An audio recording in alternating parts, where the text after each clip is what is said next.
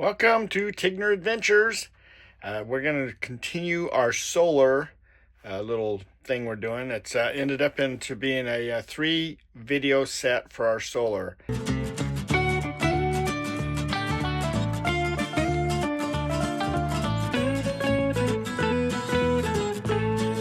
The DC portion of all this has been working really good, and that's been really great. And I've been waiting till I got to quartzsite. So we just pulled into quartzsite yesterday, and so I'm going to start working on the rig again as far as getting the AC current portion set up, so the inverter running, because they have the wire here that I want to use, and the store is just right down the road from where we're parked. So life's good. Let's dig into this electrical panel. I'll show you kind of what we're doing and trying to map out how things are going to work as far as the inverter, because we've got to run some cords around and everything. So we have 2 panels. I'm in my bedroom, and this is just a little work area here that or for doing makeup and stuff, that you could have a little chair right here.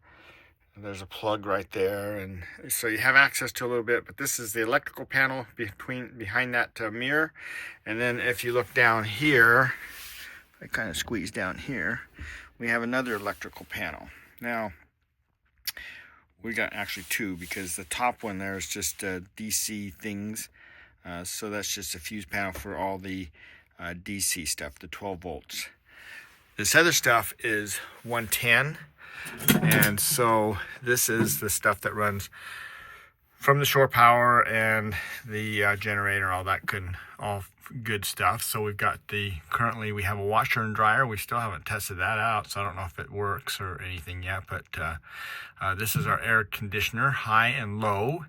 So right here is the breaker for the air conditioner. So washer and dryer is turned off, and then the air conditioner, that's got a high and low. So it actually takes, can run in either mode depending on if you only have 30 amp service. And then this one here, let's see, it's a refrigerator. So the refrigerator on this one runs on 110 volts or gas. It's not like our other unit also runs on DC. So this is only a 2 refrigerator. So this is our refrigerator if we want to run it on AC. This is the inverter. So this is what they have down as inverter right now. I'll come back to that in just a second. This is the main 50 amp service that's coming into the panel. And then this is an engine block, where if it's too cold, we can turn this on to help warm the engine up or keep it warm in cold climates. And that is off. We don't ever want to have to use that. So we're not doing that cold of climates, hopefully. But anyway, okay, so here's the inverter. Now, the way this works right now is the 50 amps comes in here. There's 30 amps that come out of here, go to the inverter that's currently under the bed. We're going to tear out because we have the inverter that's down below. Right now it goes from here. It's got lines that go down to the battery. We cut it out there so we don't have any power, DC power going to this now. And so this, we're isolating this. The idea is go ahead and pull that out. But the AC power comes from that panel over there and comes into here, and then there's a line that comes from here that goes back over to this panel down here.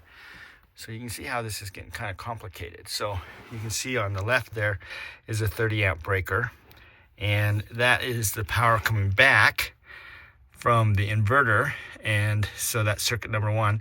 2 is the microwave, and then we got 3 that's got the TVs and the bathroom, kitchen, things like that, and all the hookups along that way. So that's all those other breakers right there. This makes it so that when we're running off a battery, the inverter sends AC power to this panel. And so this panel gets powered, where the other panel that is up here does not get powered when we're just running off of AC. It really was set up to not have to have such a the inverter that I have, the 50 amp inverter, that's a 2x120. So it's going to send out, it's got the connection on both legs. we need to have all the 50 amps is going to go to the inverter, and then 50 amps coming back from the inverter. This inverter that is behind me, this inverter is a Hart inverter, Hart interface inverter, and it probably was good, but it's a modified inverter. And so what that is, it's a modified sine wave inverter. So if you know anything about sine waves go like this. You see them on the TV and they kind of go, ooh, they have an upper and lower, and they just circle through. A pure sine wave, it's completely smooth. It goes up, does the curve, comes back down, does the curve, back up, and that's the sine that's going across. And in the US, we use 60 megahertz. And so that is that particular bandwidth that it's using as far as the power is concerned. And so that's the whole wave of that 60 megahertz. When we go to a modified inverter, it goes up and they cut off those peaks. So it goes up and now it becomes like a square wave, and it's just going up and square and back down. Well, there's a lot of electronics, especially in these days, that don't like that. And so it's best to have a pure sine wave inverter. And so that's what you want to put in. If you're going to put one in, make sure it's a pure sine wave inverter. It doesn't matter which one you put in, but it's got to be a pure sine wave inverter that you want. So anyway, so let's dig in, and we're going to take these panels apart and just look at the wiring and kind of get a better idea of how we're going to redo this. I've taken the panel off the front piece there. So if you're familiar with a home panel, it's basically the same setup. It's a little different in the sense that we have lines that usually come in there. This would be like a sub panel, or you'd have a meter that came from the meter down to there and whatever. And in this case, we're coming in here with our 50 amp, and that's what's energizing these. This black and red right here, they both have 110 volts on them, but the breakers alternate back and forth. And so this breaker could be on the red line, or it could be on the black line. It's hard to say. And then this one would be on the other line. So it kind of goes back and forth. And in this case, this is our 30 amps, and that's going out right here. And so that's going down here into that hole. And then if I look down here, I have pulled that panel off too. So the 30 amp is coming in on the left there. And it's interesting in this panel that they have done that little jumper right there, those two legs. Normally the power would come into those two, but in this case they're not using it that way again, right? Because they're coming into with the 30 amp is providing power. And so that black wire is coming up to that first breaker. I've turned the 30 amps off, both of them, because I'm going to cut out this other inverter over here. And then here on the right is our transfer box. And so if you look at this, it's got all this extra electronics in it. You can see that on the left there is the generator. The power cord is on the middle, and the control panel is up here on the top. So this one here is running over to the panel on the wall. This one down here is coming from the generator, which is up in the front of this rig. And this one is coming from the power cord. That's what you plug into the pedestal if you are, shore power. And so this box here is a transfer box. It flips between those depending on where it sees the power. And so what we have to do is this one here that goes to the control panel has to go from here to the Multiplus, Victron Multiplus, and then from the Multiplus back to the actual control panel. So that wire has to go from there, from this transfer switch to the Multiplus, and then from the Multiplus back to the control panel that is up on the top over here. So that's what we're gonna tear all this out and kind of trace these out. We've got to still buy the wire once we figure out the distance of the wire and how we're going to run it to get it to that control panel. This is the DC coming from the batteries. We're going to take that off. That's hooking these other lines up and coming into different places on this inverter. So we're going to disconnect all of this, cut it out of there, and then these we're going to cut out. These are, each one of these have one of those 30 amp lines that's running, one running in, one running out over to the different panels. So we're going to pull that out. That is going back there into the engine compartment, and we'll pull that out and fish that all the way back to that other panel. And the idea is inverter will be feeding this whole panel, and it's just whatever we turn on. And so we may be able to turn the fans on the AC unit and just use the fans for circulation and still be able to run off of batteries. That's going to be the test. Well, it took a little bit of work, but I got this old inverter out of there. And if you look down here, you can kind of see the wires hanging around here. We got to get those pulled out and kind of figure out where they're going. Well, I cut off this conduit here. I was trying to pull it out over there, but that was nothing but trouble. And looking down underneath the engine, I couldn't figure out how to even get it out of there. There's so many zip ties, I'd never be able to reach up there to put him back on. So now I'm just going to put this junction box right here.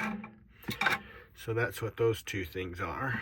And then we'll just wire tie those wires together with the with these nuts here, like it's kind of how you connect electrical wires together. Well, it's installed and all grounded and everything, so that's all done.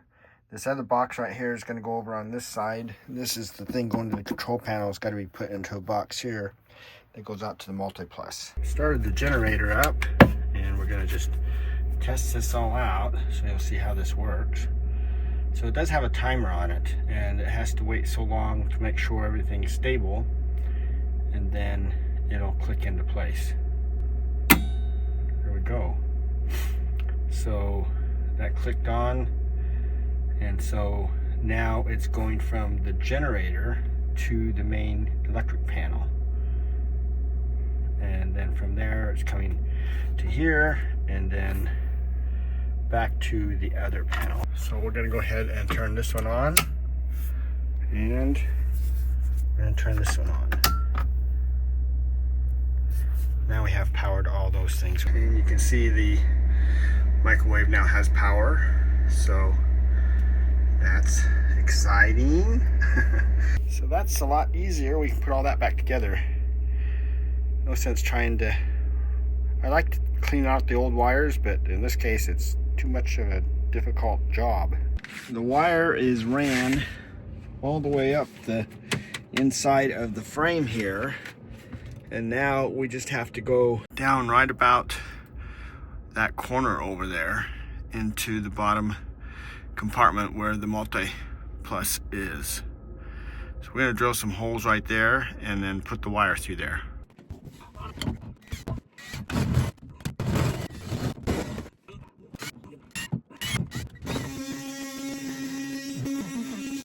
All right, the hole is done, and I'm gonna run the wires right through here to the multi-plus. So this will work out really nice, and it's in the right spot, so that's what counts. So the wire is coming through there, and I've pulled this tubing off there, and it's coming up here. I have taken this one strain relief and released it and put the wire up into there. I've actually got 8 inches of wire that is excess right here.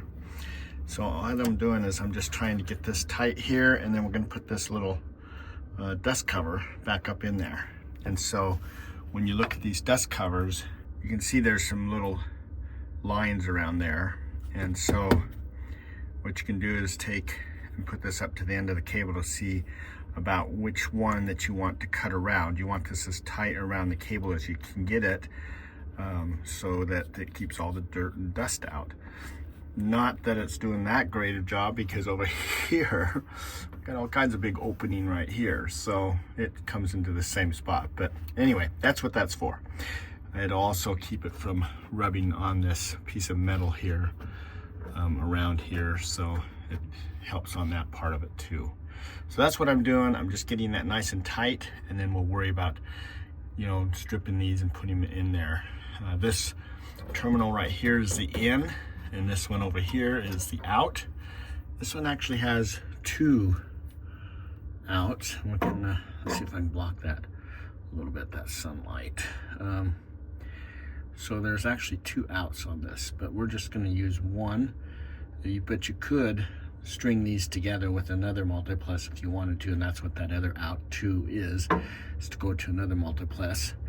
But we aren't doing that. We don't need that power, so that's to do like a split phase or something like that. That's way above my pay, so I don't understand any of that stuff. So anyway, this is where we're tying into, and so we're trying to get this right here so that it can go up to this one right here. So if you look right there, it does say AC in. Oh, and I should say too that the key to this is to make sure that this sheath that's on this wiring is above the strain relief thing. So you don't want to be clamping this down on these wires. You want to be clamping it down on the relief itself. Now it's important that we strip these back 3/4 of an inch from the ends, so they look like that. That's how much it's got to slide back into this connector. And so, whoops, you can see if I move this out of the way here a little bit, you can see that I've put those in there, so they've been bent in there. And I was watching another person that installed these, so that's why these are all bent this way. So I'll show you that. All right, so didn't have the camera on, so let me show you this. So I have stripped these back, and what I'm going to do is that this is labeled neutral, L2, which is the red one, L1 is the black one, this is ground. So I've done this on the other ones where I actually took this and I bent it out like that, and then we bend it right here and put it into its spot. Now the next one coming up here is this neutral, so I'm going to go ahead and put it in first. But what you're doing is you're getting it into the hole, and you're going to push it up in there as far as it goes.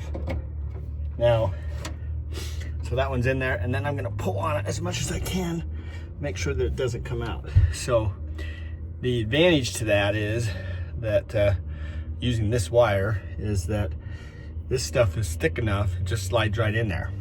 But there are 2 holes. There's a big hole that the wire goes in, and then there's a hole this side of it that you can put a screwdriver in. I don't have one. It's just a little fine flat tip you can put in there, and that releases the spring, and that's how you'd pull these back out.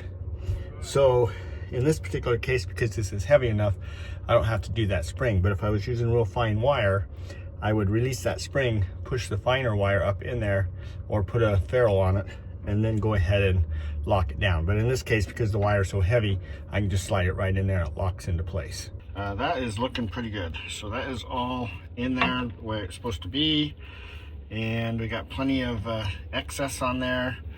Little tensioning things, if it ever moves, won't pull out. And if the connection goes bad, we all have left excess there. We can redo the connector if we have to. But everything is in. Now we just got to connect up the communication line over to this Servo GX. We are doing the final wiring within the system here. So I am using these little blocks here. They have a hex nut on one side, and you put the wire in the other side. I think you can see in there, that's where the wires go, and this side here is where the hex goes in. So I'm going to open those all the way back up, and then they slide. I'm looking down on this. These 2 wires slide together right here. And I've already done the L1 and L2, so that's that right there. I still got to bolt this box to the thing there. But what I did was I pulled this is the control panel. So I pulled those wires out and rerouted them over to here. And so that's what's going into here. So this is coming from the inverter to here, and then from here it will go to the control panel. And then over here I've inserted the wire that's coming from here out this connection to the inverter. So that's how the inverter will get power when it's plugged in or the generator's running. And this transfer switch is what transfers it. So it's normally on power cord, and when the generator runs, then a little relay clicks together and switches it from generator to control panel, and that's how we make our connection. And then this one's doesn't have anything on it. So if we're plugged into the pole, it just comes in right here. The transfer box doesn't do anything, it just passes it from here to here. There's no clicking or anything like that, it just kind of goes through. So it's typically always connected to these two. That's standard. And the generator is extra, and it waits for about 30 seconds before it transfers to make sure that the generator's up to speed before it transfers it over, so you get good power coming in right away. All right, we're looking down on it. The box is mounted, all the connectors are in. We're using this little Wagos to connect the grounds together.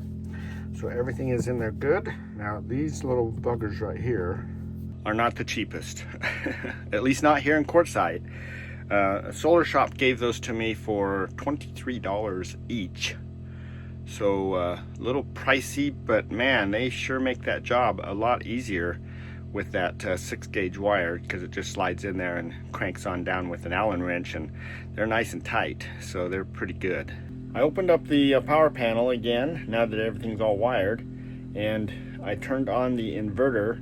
So I double checked the voltages on line 1 and line 2, and both of them have 120 volts. So we are looking good here. The inverter is all programmed. There's a little bit to the programming of it. So Explorer's Life has a pretty good video that talks about that whole setup. But otherwise, when you buy the inverter from the company you're buying it from, if you tell them what batteries you're using, they should automatically program up that for you, so it should all be set. So anyway, we are done with that. And this is the display that I see on my phone when I look it up, and I'm just using Wi-Fi, so I can look at this from anywhere, not just by my rig, but anywhere out and about. And then this is just a simple overview thing, but I can also go into remote and I can look at it just like if it was a screen that you'd put up on your wall. So this is an overview screen. And then from there, this is a detailed one, so I can see everything about the battery and charging everything. So that's pretty cool. Everything is packed away in this compartment. We have all the items all connected, tied up. Everything is where it needs to be, and that completes this job. So thanks for coming along. This is a 3-part series on the solar. There was a lot to it, and a lot of wiring. That big heavy wire is tough to run, but hey, we got it done with a little help from Ninette and a couple of our friends from time to time. So it's all in and working, and it's sure nice to have it working. So I think that's the key to, I mean, this solar, there's a little over double the amount of solar on this unit that there was on Beulah. So we got plenty of solar. The panels don't raise on this one, but they don't need to, because we got plenty of solar. So that's kind of the key to solar, is if you don't want to raise the panels, then you have to basically set it up for what you're going to use in the winter. And that's how this is set up. So in the summer, we don't have problems with solar. The sun's straight up in the air and life's good. But in the winter, it's more towards the southern hemisphere, and we don't get as good as solar. So anyway, so that's it. Thanks for coming along with us, and we'll just say our goodbyes and hope that we're going to see you down the road somewhere. And if not, then we'll see you on our next video. So you guys take care. Bye.